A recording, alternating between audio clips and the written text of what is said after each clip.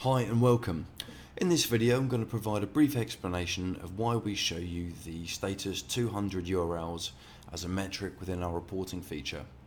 Now you have to have already crawled a site to be able to see any of this data, because all of the data comes from the crawl itself, and you can access the reporting feature by clicking the side menu link, and there's also links to this page throughout the whole software.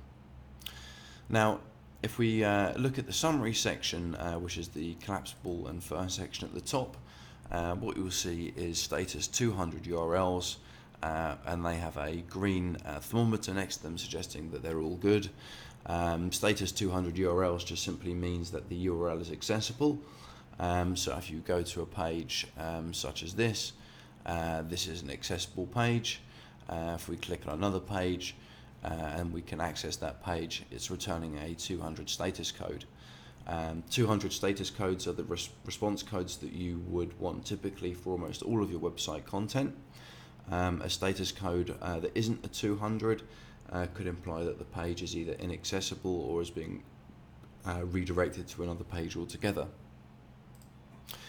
We segment status codes in this way just so that you can see all of the working, essentially, and accessible content on your site, and this fits neatly into the summary tab. So I think that's everything you need to know about status codes for the moment. I appreciate if you watched this video and enjoyed it, and we look forward to seeing you next time.